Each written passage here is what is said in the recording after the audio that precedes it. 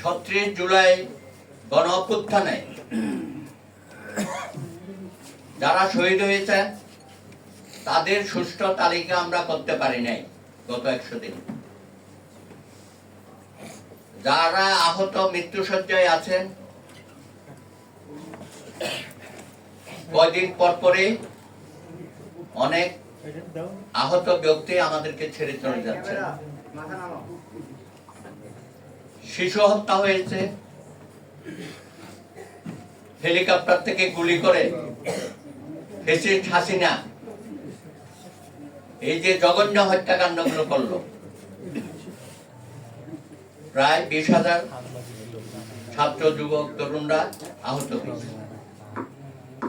আপনাদের তো প্রথম এজেন্ডাই হবার কথা ছিল যে এইসব বিষয়ে মনোযোগী হয়ে ফার্স্ট প্রায়োরিটি শহীদ পরিবারগুলোকে পুনর্বাসন করা,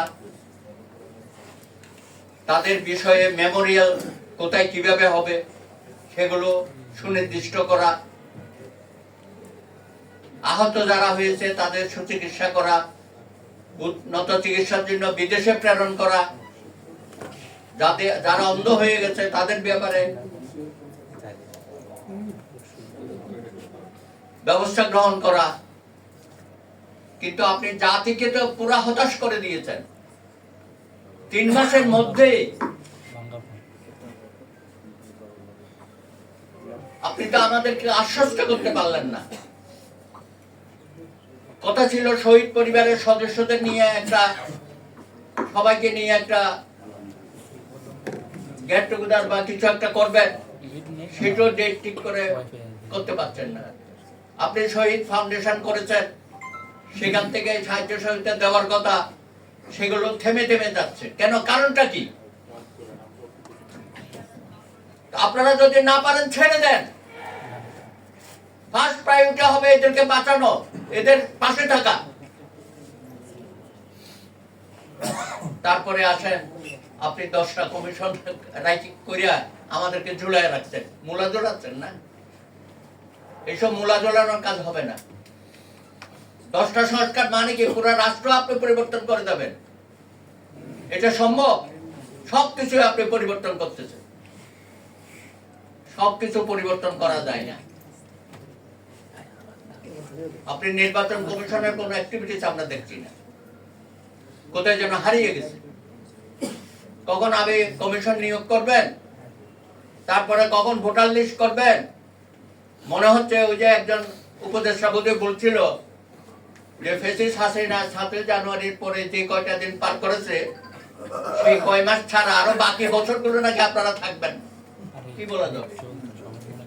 আরে খায় বাংলাদেশের জনগণকে চেনেন না? হ্যাঁ, ক্ষমতার এত লোক। কালকে রাতে ঘটনার পরে 4 ঘন্টা লাগছে কয়েকজন উপদেষ্টা সেখানে যাওয়ার জন্য। লজ্জা হয় না আপনাদের?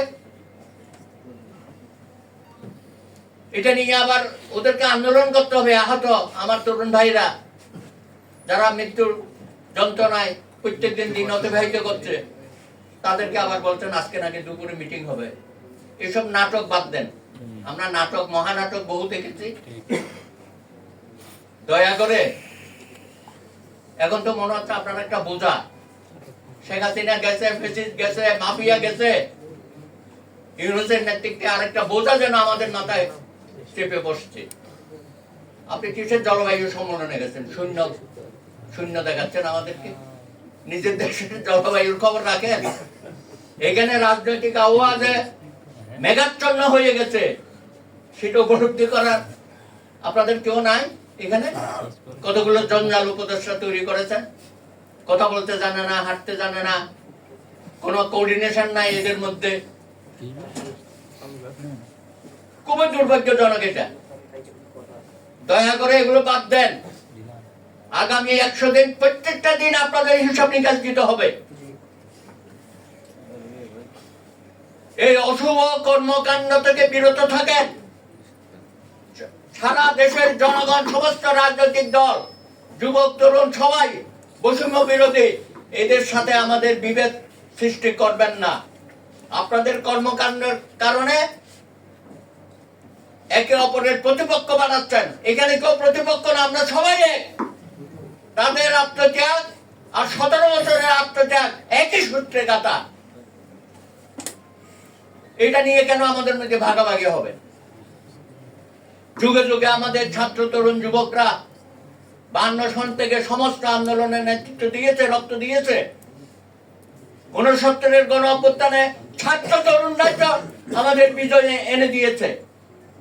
90-এ অনেকে এখানে আছেন, 90-এর সৈনিকরা তাদের অভ্যুত্থানে একসাথে যেতে বাধ্য হয়েছে।